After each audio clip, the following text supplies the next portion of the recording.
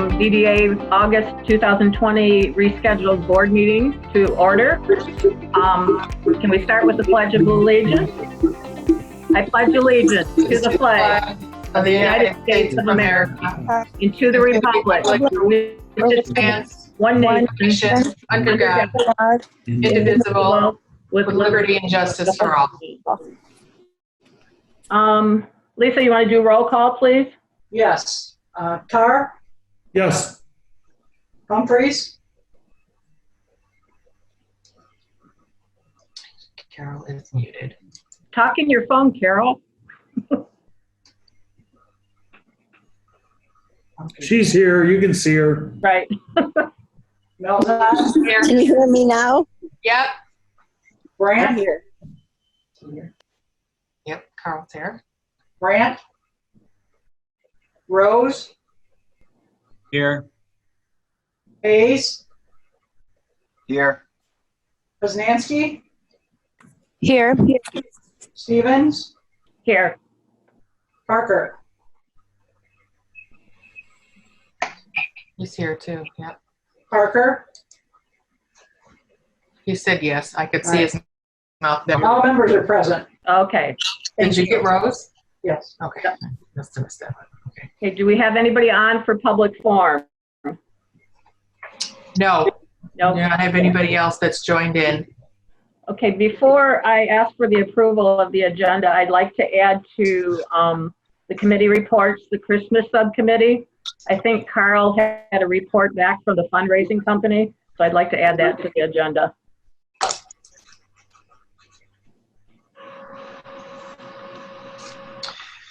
If I might, Madam Chair, just suggest that you moved the closed session to the last agenda item after board member comments. Because we're doing this through Zoom, it may be difficult to resume the live stream feed. Okay. That way, if we do come out of closed session, we can record it on Zoom, but not necessarily have to worry about getting Josh back. Okay, that sounds good. We'll move that down to just before adjournment. I have one question as well. Sure.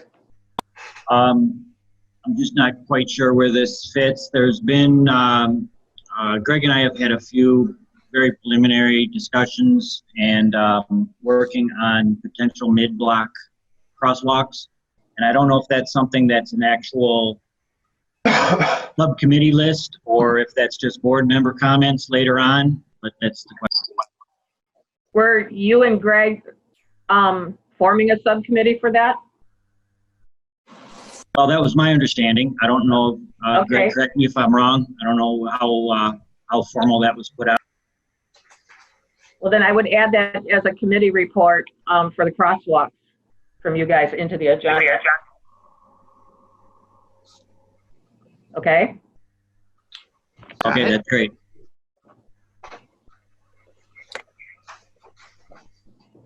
Okay, do I have an approval of the amended agenda for this evening's meeting? I'll make a motion.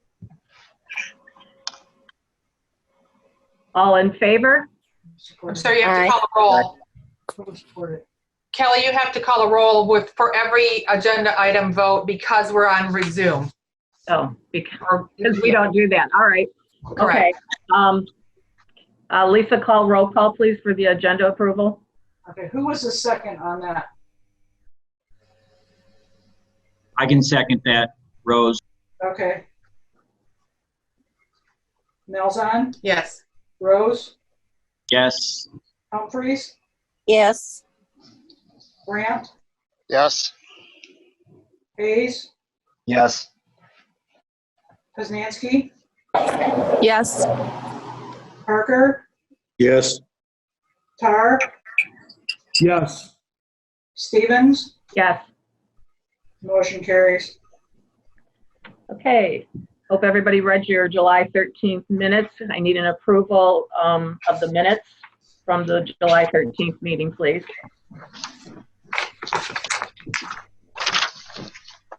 I'll make that motion to approve. I'll second. Okay. It's a roll call, please. Melton? Yes. Humphreys? Yes. Brandt? Yes. Rose, Yes. Hayes, Yes. Poznanski, Yes. Parker, Yes. Tyre, Yes. Stevens. Yes. Motion carries. Okay, Carol, can you do the treasurer's report for us? Sure.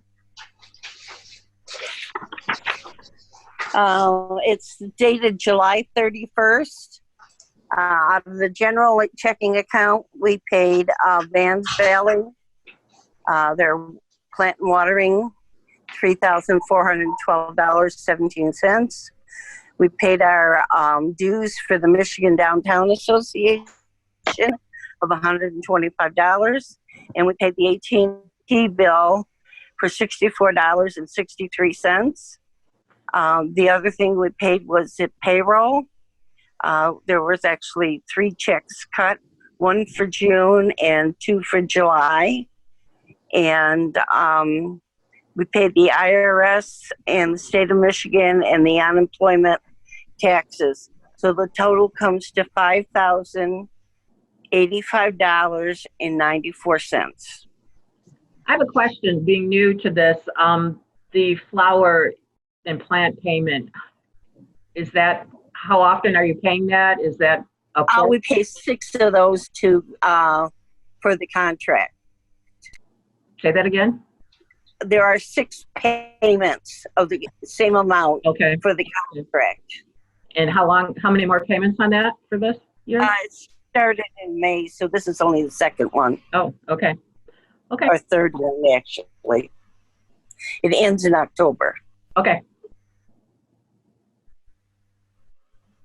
Can I get an approval to accept the treasurer's report as of July 31st? I'll make a motion to approve it. I'll second. Roll call, Lisa?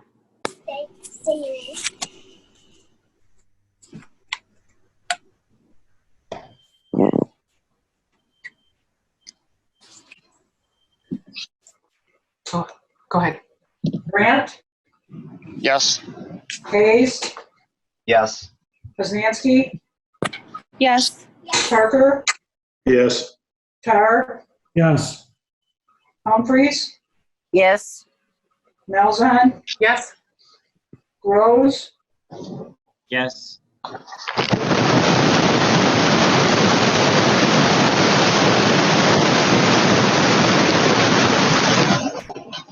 Stevens. Yes. Motion carries. Hey, it doesn't look like we had any funding requests for this time frame. Let's move on to the committee reports. Looks like there was nothing to report from the fall subcommittee. Skip Lisa's. Did Lisa give her director's report? I didn't know. Thank you. Okay, we'll back up to Lisa's director's report. Hopefully they can hear me. Yes. Unmute this. Yep. Well, I'll mute me. All right, I did the meeting, typed the meeting minutes, updated the website, continued working on the sign and the facade packets. You got a problem. Go back to using mine. She's in my office with me, so let's see. We're trying to. I rescheduled the reservations for Harvest Days. Everybody was very negotiable, had no problems with taking our deposits and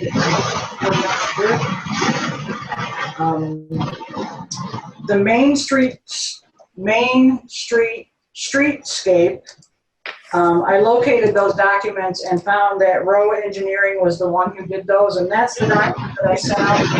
Those and indicates where all of the crosswalks are at, or where the proposed crosswalks were going to be. Contacted them, had a bit of a discussion with them. They provided those 3 pictures that show the materials that are most often used. They said that first one is really probably the best option if you want to go with something like that. I did speak with Dave Price about or Pierce about the peeling paint on the Madonna building. The Salcedo brothers are going to be putting together a crew. They're going to remove that flaking paint and reseal the area. Then I spoke with someone from Rochester, the Economic Development Director and the downtown area district, asking about how they do parking, what are their, how do they do things there? And it's really very interesting. I know the parking has been discussed a lot, and then there's that statement that paragraph in the zoning ordinance that says you can pay for parking in lieu of. And the way that they establish that fee is they figure out the approximate cost to build one parking spot, and that's how they do it. They said that their fee is $7,500, and that's something that is that's adopted by resolution by their board. That's done. We reviewed some of their parking fees, like say for instance, someone who's a tenant, how they charge them. It's really very interesting. Talked about dumpsters, how they handled that, and so if you have any questions or anything, you can let me know, and I can provide answers to those. Then I did Zach to reach out and see what I could find out about what effect from a village to a city would have on the DDA. And I reached out contacted the city of Dexter, was unable to talk to anybody there. Just got a call back today from the village manager of Jonesville. Wasn't able to talk to him because I was at work. I'm going to call him Friday. But I did reach out to the county, and they stated that in their research of the law and in their discussions with the village of Dexter, who went through something very similar, it says from what I read and discussed, this is from, I contacted Jeff Schrader at the county, and this is from John Pocassi at the county. His email says, we looked over the DDA enabling legislation as well as reached out to Courtney Nichols, who is the city manager for the city of the Village of Dexter, went through a similar process. With regard to the Romeo DDA question, from what I read and discuss, nothing changes when you incorporate transition into a city. Everything remains the same unless there is something specific that is in direct conflict between the new city charter and the language adopted in the DDA. He said he hopes that clarifies a few things for us. He said if we have any questions, we feel free to contact him at any point in time.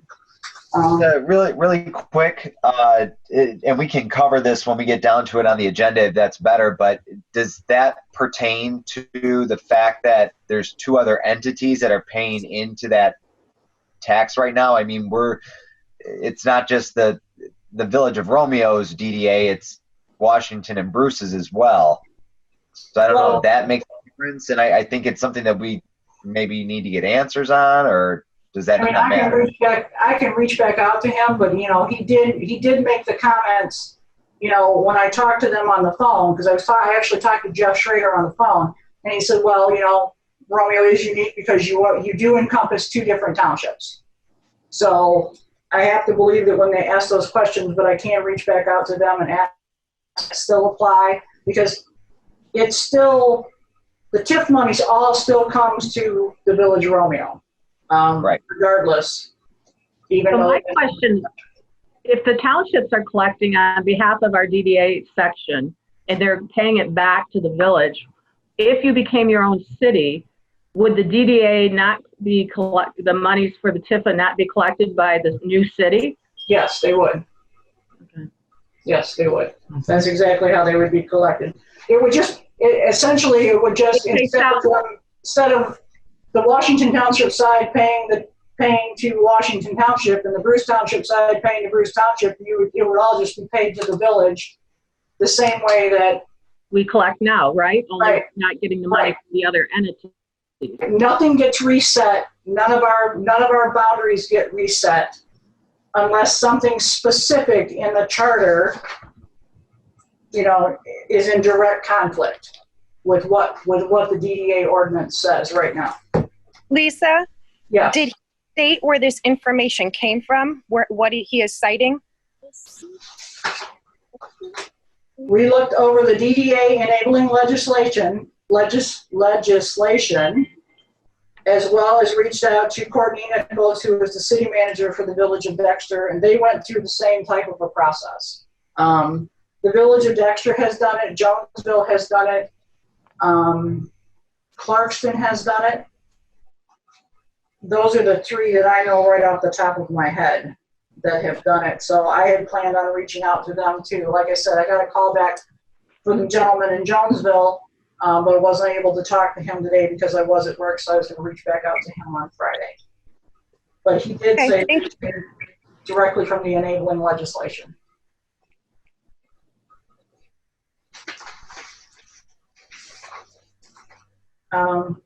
And back to the parking lots, I asked Christine if I could get the numbers from Steve Casson that he had given her related to parking lots and construction. And then I spoke with him a little bit. I don't know if that figure is, it's a starting figure. But then I also spoke with someone who owns an asphalt company, and his figure seems to be, I don't know, right around what Rochester was saying, maybe a little bit less for the creation of a parking lot, not including, of course, the price of the property and any landscaping or anything that's required by zoning ordinance. So, but that's what I did.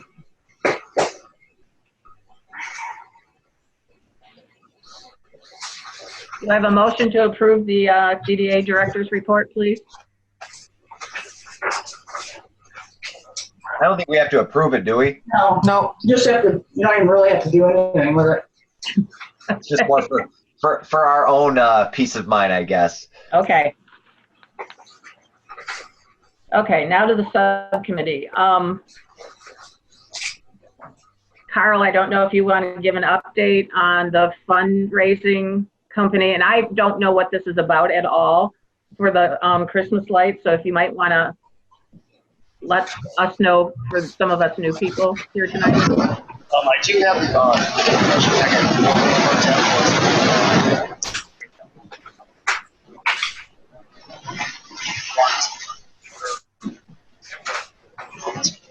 Wait, Carl, what's your audio?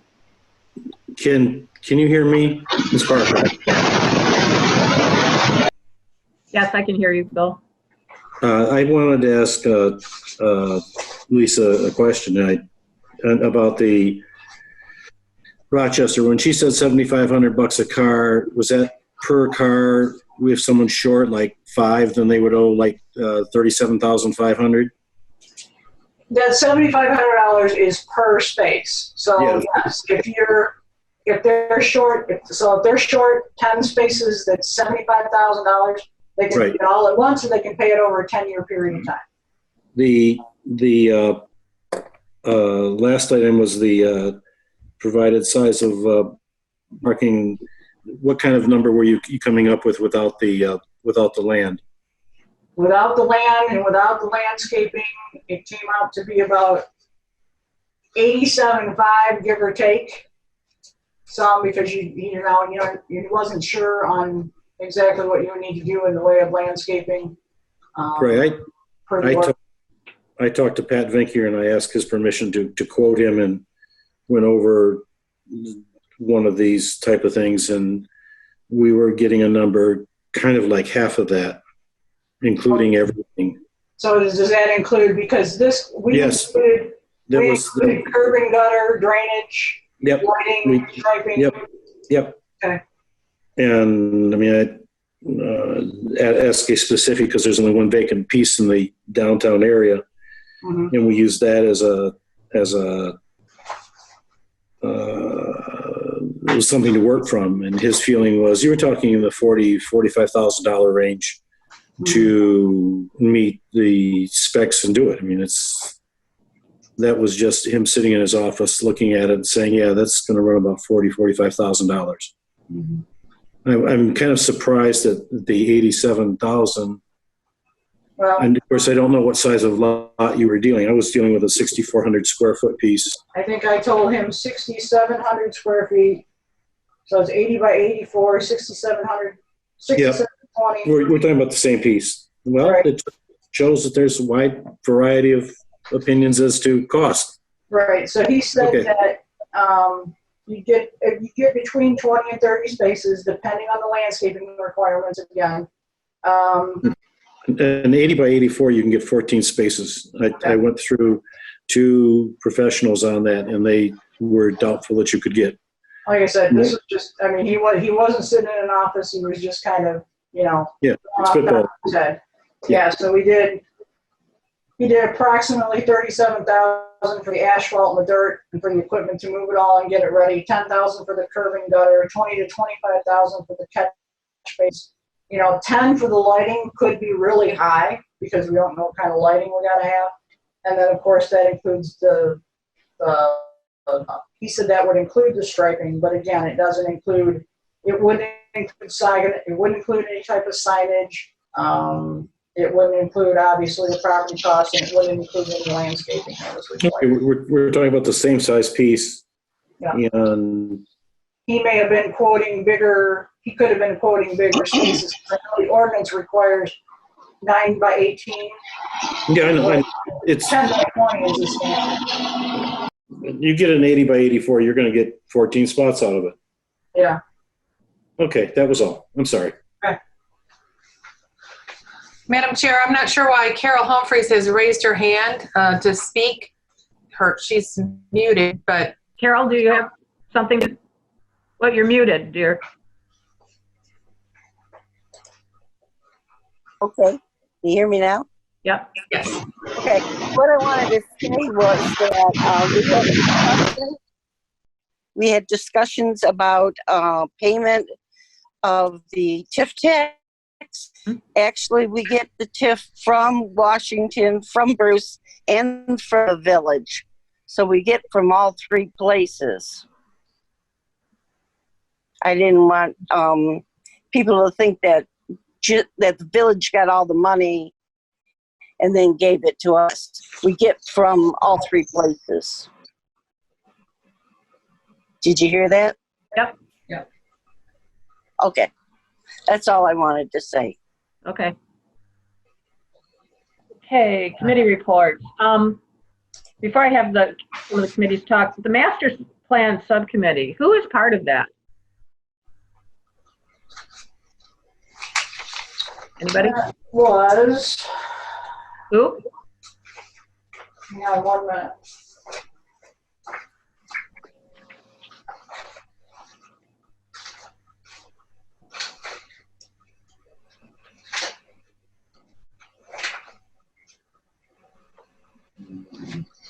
You know what, Lisa, if you could send me a list of these subcommittees and who are the members to that, it'd be easier to schedule meetings that way. So Yes. after, Friday, maybe if you can put a list together who's on these subcommittees, then we can start having the subcommittee meetings, okay? Yeah, I will do that. Okay. I can give you an update on the master plan status just from the village point of view. Just real quickly, nothing due to COVID, nothing has been done. We were looking at options of where we could actually distance to hold a master plan, another town hall meeting, and invite all of the boards to come and attend like we did originally. Right. At one point, we thought maybe we could be able to do Mansfield, one of their buildings, because our room just isn't big enough to get 6 feet between each person with the crowd size that we had. And the Lions said they didn't think for their facility either. We talked about doing it outside in the village park, and then we were talking about seating and microphone system. And so we just haven't found a good location to have it under the governor's restrictions. Right now, obviously, we're 10 people indoors and 100 people outside. So really nothing has been going on as far as getting information out there to any of the boards. Okay, thank you for that update. I just felt like I didn't know who was on these committees, so. Okay, on to the Christmas subcommittee. Now, Carl, I think you can give us an update. Okay, can you hear me? Yep. Yes. Okay, I have all the information from the Monopoly company that we had talked about. We haven't really, since COVID, set another meeting to talk about whether we're going to move forward with this. The way, just a short synopsis is it's 500 games by. we have to sell all the advertising for it to reclaim the profit. So it's $17,500 for the 500 games. And then when you sell off bases for premium where they are located on the board. Do you think that's something that should probably be tabled at this time because of COVID and businesses not having money for advertising? Right. I don't think it's ready to table it. And I don't know what we'll do with the Christmas lights either. I think we kind of decided on the side that we weren't going to go forward with it at the time. Maybe people would decorate their own buildings or, however it would go on. So you guys made the decision there? We have not had a meeting since COVID. Okay. So who was on the subcommittee for the Christmas lights? Megan, myself, Lisa, and then John was there because we had it at John's location. Okay. And then the first meeting we had a lot of people. Lisa had the list of the people that attended, the local people. I have the list. Well, maybe if we just resume the subcommittee we're now looking at August to see what kind of ideas we want to come up with or something, and put some meeting dates out there for you guys, okay? Sure. Is Coldframe still doing the decorations? Well, we have not rebid that yet because we were not sure what we were going to do. At this point in time, it's probably just a good idea to just reach out to Coldframe to see what we can do with what we have for this year. Because we don't want to have nothing. You guys don't want to do nothing at all. No, we have to do something. Yeah. That's why I said maybe it would be a good idea just to reach out to Coldframe and see what we can do with what it is that we have, not purchase anything new this year, and then continue on and for next year, with but those the snowflakes that go on the poles, last year was the last we could use those. They are no longer usable. So then we would just have wrap the lights around the pole this year. That would be it. What's wrong with the snowflakes? Why can't you use them? I don't know if they were all not usable. I think there was quite a few that weren't usable, but I would have to actually talk to Lisa and Matt to get an exact number of which ones can you make work and how many can you make work and how many do we have to just. Okay, ask them that. I talked to Lisa over the weekend from Coldframe, and she suggested that we get a line of Christmas lights like they did years ago that go across the street and put it actually where our banner goes on the south side of Romeo over on Washington Street. And that was her suggestion of making something different for this year. Okay, so my suggestion is we get the subcommittee back together and we probably invite Lisa and Matt to that meeting, and let's see what we can get done for this year. Okay, John or Greg on the crosswalk info? I can make a couple comments unless you want to, John. Go ahead first. I'll just real quick first, and then Greg, you take over. Really just to kind of make the point that there's some homework being done. Greg's done some legwork already. I'm in the midst of putting together some sort of a presentation. I just kind of really wanted to make sure, since I didn't see it listed on the agenda at all, that you guys were definitely some thoughts and ideas, and I've heard some really good comments so far. We'll probably, Greg, correct me if I'm wrong, really have more information and a better presentation for our next meeting. That's my comments, Greg.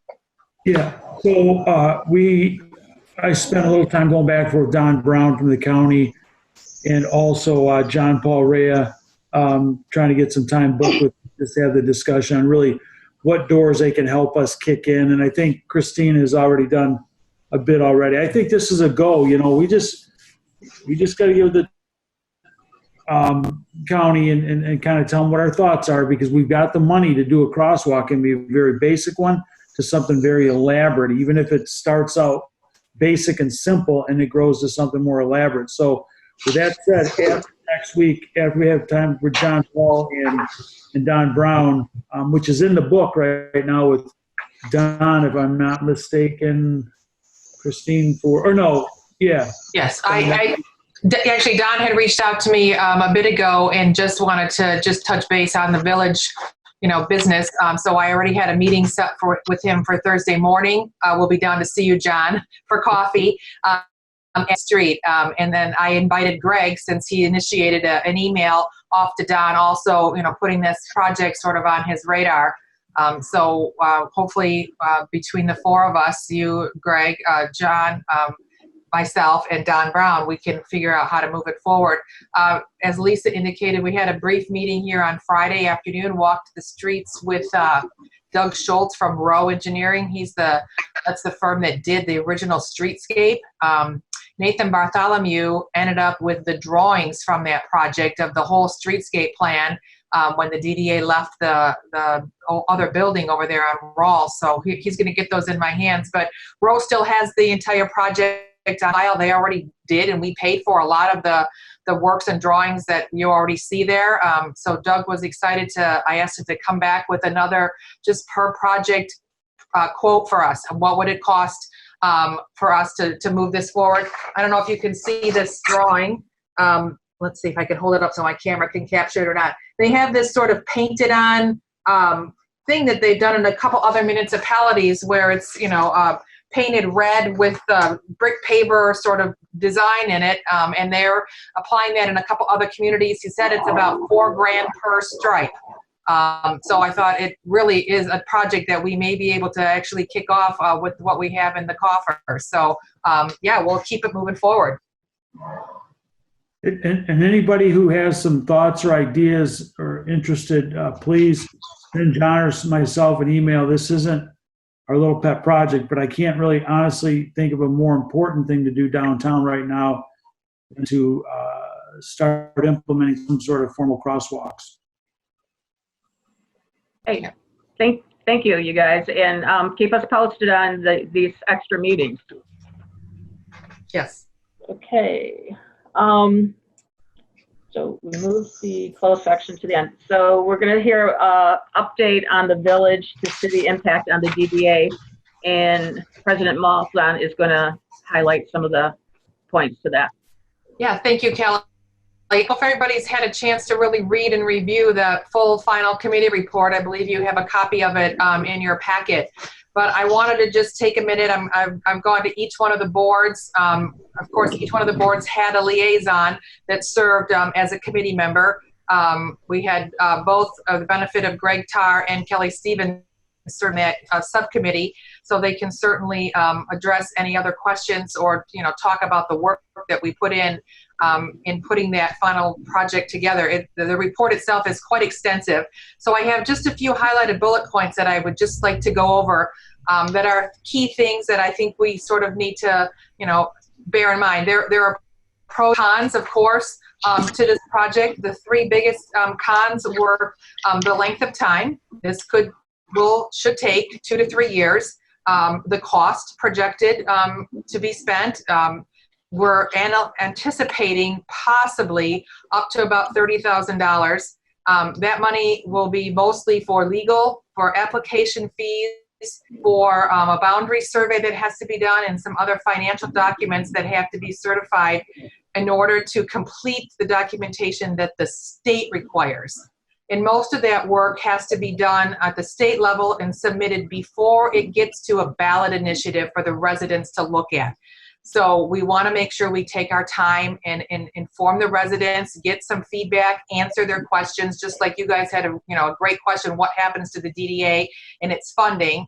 We want to be cognizant of how this process would affect everybody in the village. So what we looked at was one of the reasons why would we do this.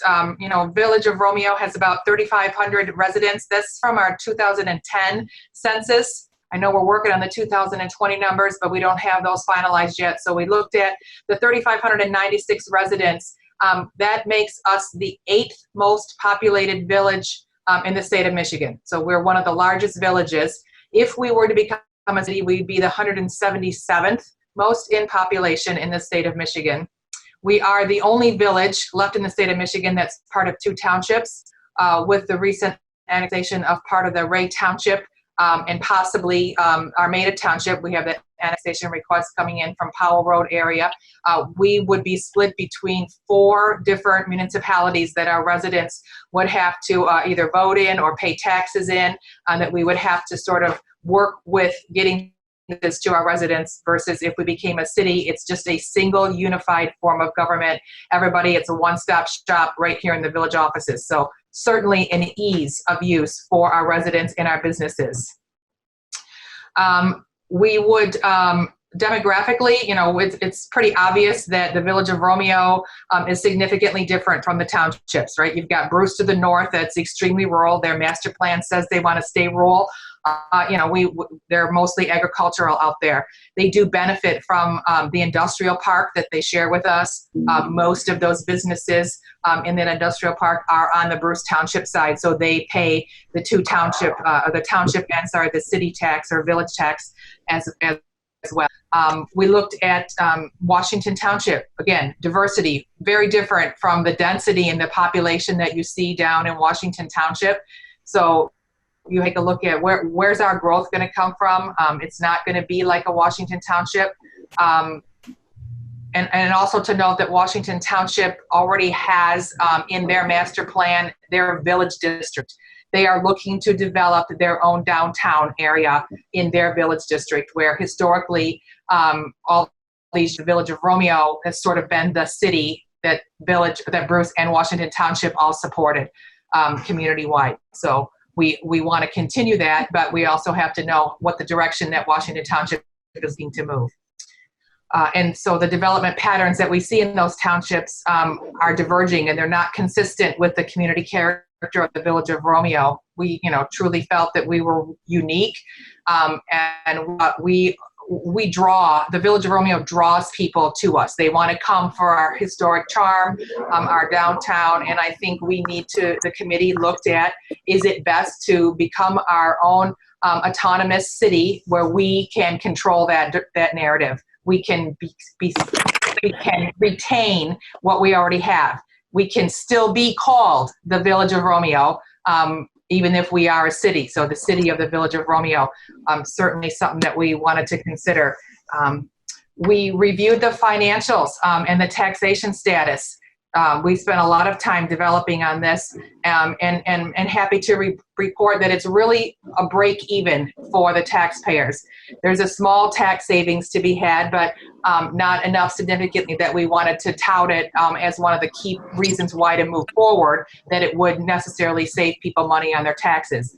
It will save money, and one of the things that we wanted to focus on was equality amongst the taxpayers. Right now, if you are south of 32 Mile Road, you pay one tax rate. If you are north of 32 Mile Road, you pay a different tax rate for the same services, those being elections and assessing. And the Bruce Township side also pays a $12 administration fee just to receive their tax bill that Washington Township residents do not pay. So again, one unified city, one form of government, 2 tax bills where everybody in the pool pays the same fee for the same services. So when we did the study, I want to be clear, we looked at the same exact services that you get right now, with the village doing the same thing that we're doing right now. That's trash collection, that's your water, that's your wastewater treatment, that's the leaf pickup, as well as bringing in assessing and elections. And it's a break even. So it would not, this process of becoming a city would not increase your taxes. That's sort of key. And as Lisa indicated with the DDA, we did a lot of research. None of the existing ordinances or partnerships that we have in the tri-community region area will necessarily change. They all have been negotiated and worked at with the existing leadership between the 3 entities to work out what they look like if this process moves forward. We have to submit all of that documentation to the Great Seal, the state of Michigan, as part of our application. So that takes into account looking at Parks and Rec, how does that end up? How does that tax get transferred to the village tax or the city tax bills instead of the township tax bills? What does that look like for the TIF funds? What is that, how does that transfer over? Any of those current partnerships that we have all have to be negotiated before we even get this to a vote of the people. And that's sort of key and why this process is so lengthy, because, we have to do all this homework to prove that this is a worthwhile effort. And then to that note, at about step 16 or 17, don't quote me, I don't have that right in front of me, it does go to the vote of the people. This process requires 2 votes of the people, actually. We do all the legwork. We submit everything to the state. If they say good, then it gets a ballot initiative created. We actually get to have submitted to the county. That's one of the other fees that we have to pay, to have all the ballots printed up, to ask the village residents, do they want to consider this as part of their future plans? If they say yes, they also at the same time elect a charter commission. That charter commission is made up of any of your current elected officials, so whoever is seated it here, depending on what the time frame is that it gets to the state level, it's an independent body, and that body then works to create the charter. They look at every aspect how this municipality should operate. Again, who do they want to hire? Do they want to hire a manager? Do you want to do a strong mayor? Do you want to have 6 trustees? Do you want, or commission members? The ordinances and the laws that are already on the rule book. They do all of that work, create the charter. Once that's done, then it goes back to the people to say, this is what we're proposing. This is what this independent body thinks would be a good way for the city of Romeo to move forward. And the taxpayers, the voters get to say, again, yes or no, up or down.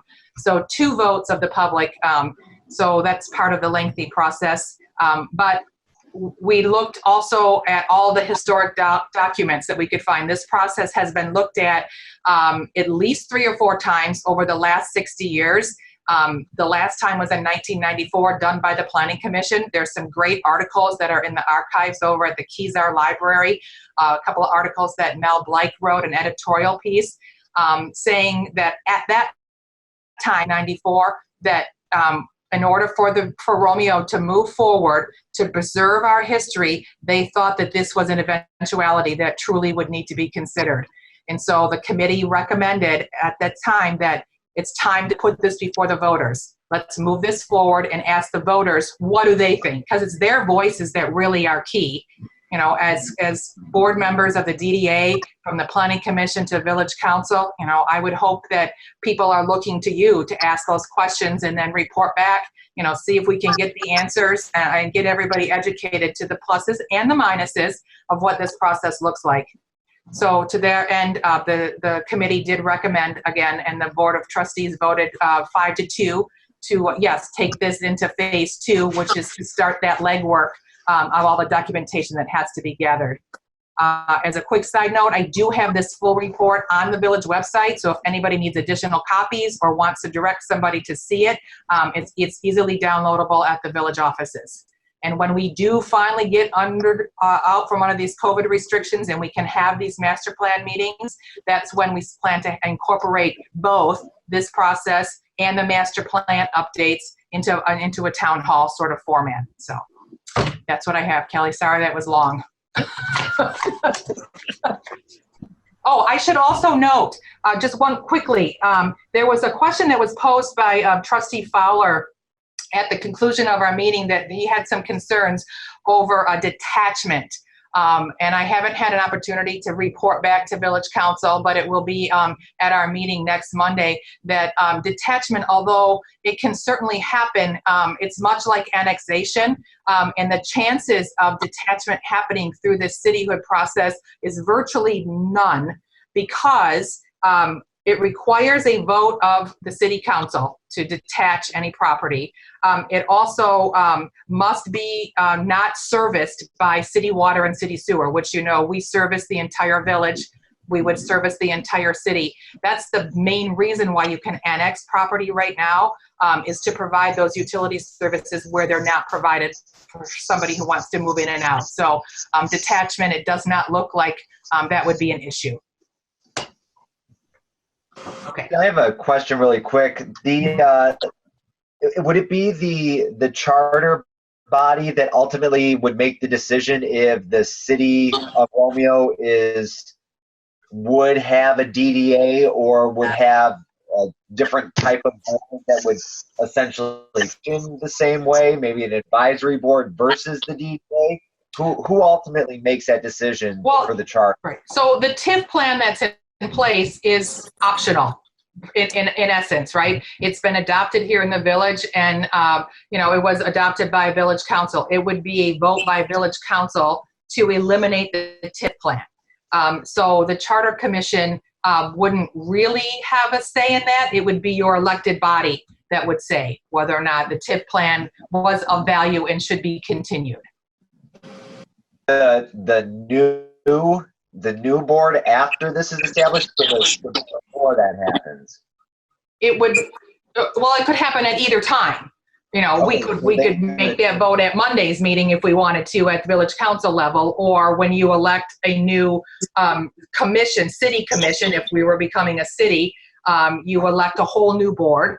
We sort of, the current elected body, while the charter commission is drafting the charter, still continues to run the village like we do right now. But then the second time that it comes before the voters, if the voters say yes, on that same ballot would be the new city commission. It would be a new mayor, because cities are run by mayors where villages are run by presidents. So you would have a mayor and you would have city commissioners versus village trustees. So at the second vote, when we actually adopt the charter, bring it on board, that's who would then take over that government. They could at that time, under the government authority, dissolve the TIF plan, just like the village council could now. So you guys could, theoretically speaking, if you wanted to, you could dissolve the DDA tomorrow with correct that tax go away. Right.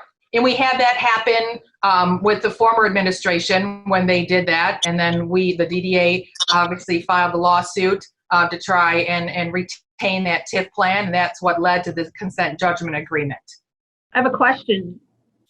Our TIF is expiring, correct? We have to rewrite this. When does this happen?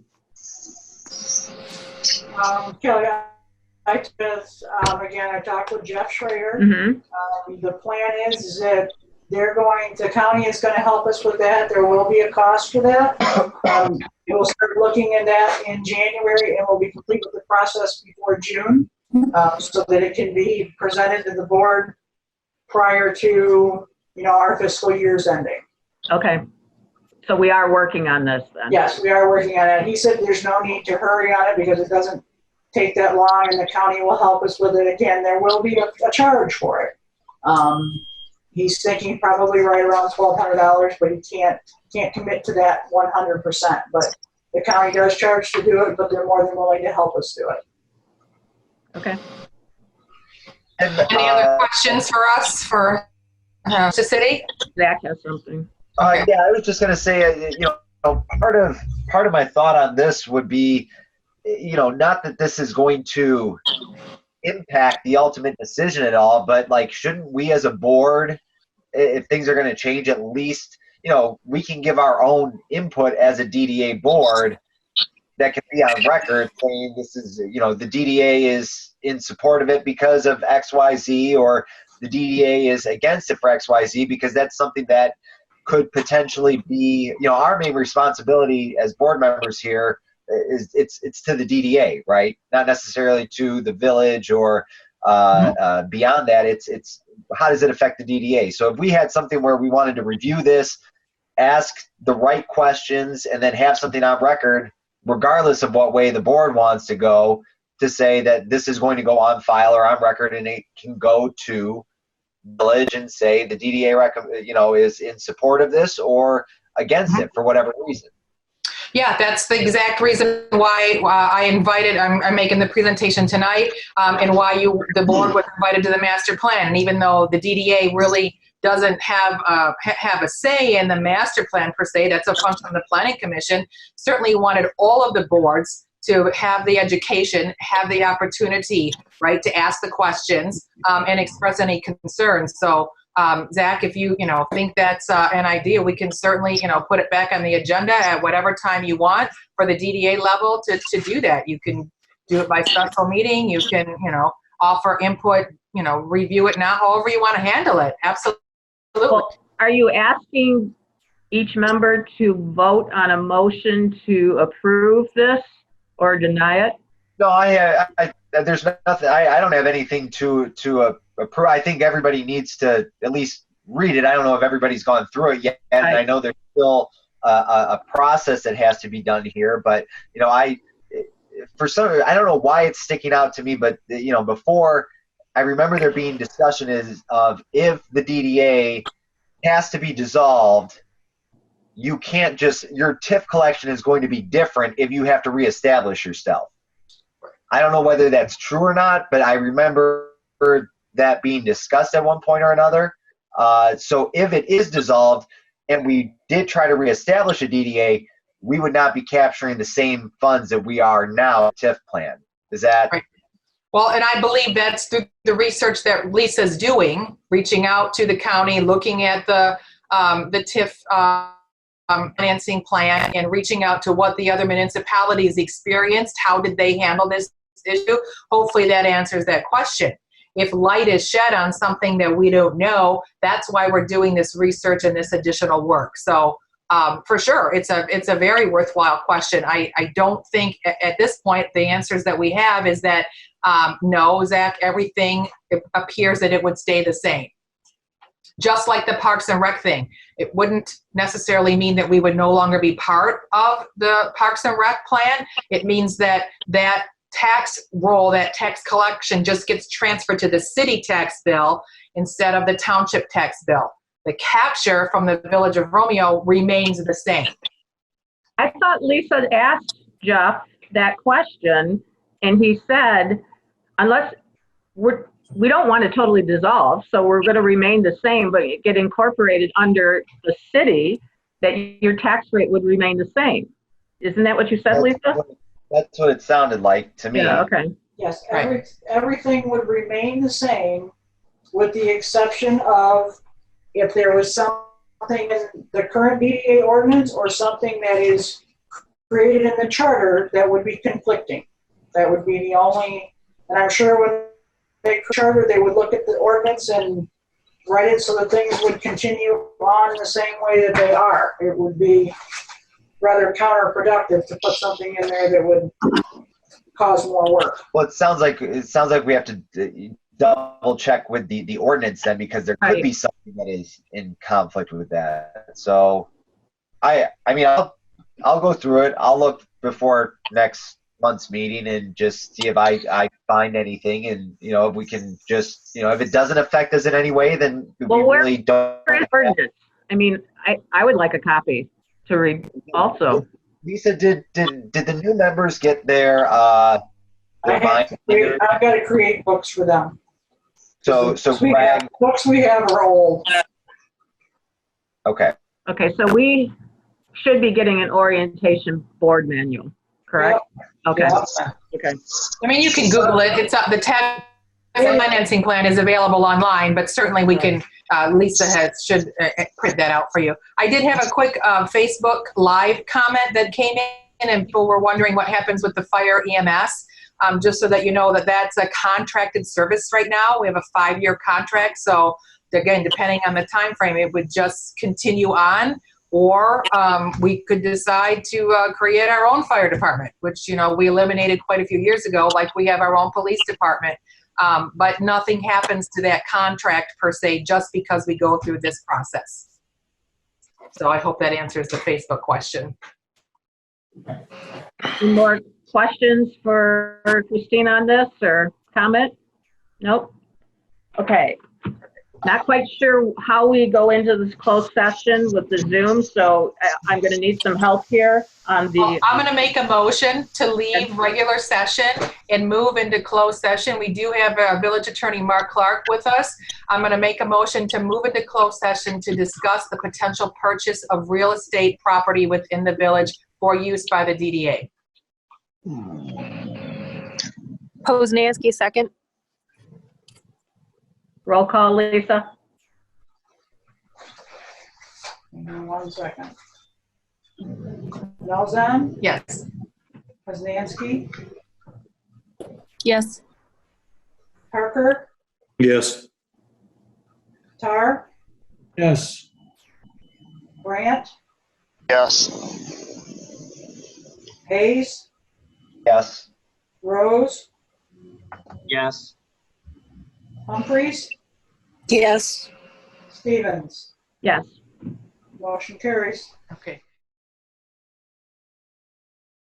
So do we have to say that we are tabling the discussion on any purchasing of properties till next month's meeting?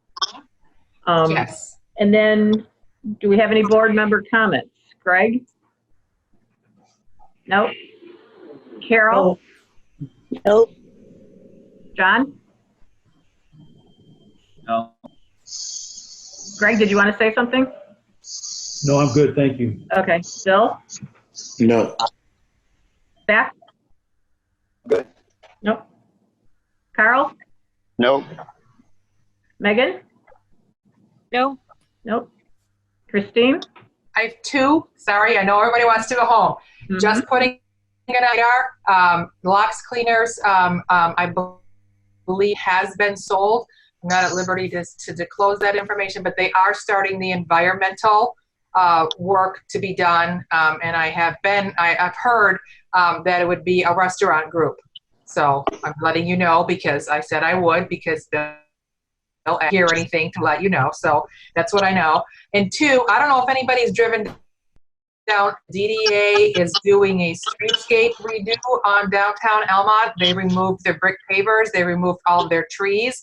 They're putting in, there was some controversy on Facebook. I'm hoping that everybody is going to be patient until they see the finished project, but I drove through there this weekend, and I'm very impressed with how the concrete looks. And the 2, they're putting an angled, like retaining a brick wall with a capped seating on it. It echoes the little park that's on the corner of Main Street, and they'll be probably able, it looks like they're leaving a green space for some ground plantings or maybe a container of sort. But so it may be something that eventually we'll want to do in our downtown, because we know our trees and the grates around it and our brick pavers are creating some trip and fall hazards. So maybe we can meet with them and see how much that project cost and what was successful and unsuccessful. So that's it. Carl? No. I just have one announcement. If any of you as business owners applied for the Michigan Economic Disaster Loans that just came through, you had until last Friday, they have, in Macomb County, acquired all the chambers of commerce, and we are going through and processing these loans. You can look to be approved by the end of this month, and checks will be coming to you in October. So if you applied for this, you're going to be hearing, okay? Okay. Great. Do I have a motion to adjourn? I'll make a motion to adjourn. It's 8:44. Second. Cheryl, second? Okay, everybody, thank you. Wait, we need one roll call vote. Oh. Sorry. This is different than when, do you I do know. this in person? Because when I run the check. No, you can do an all in Okay, favor when it's in person. All right, okay. Everybody vote. Malzahn, Yes. Humphreys, Yes. Parker, Yeah. Poznanski, Yes. Tar, Yes. Rose, Yes. Hayes, I think we lost Josh or Zach. I think his battery stuff. Brandt, Yes. Stevens. Yes, Motion carries. Okay. okay, goodbye now. Thank you, everybody. Good night. Good night, everybody. Night. Thank you, Mark. Thank you.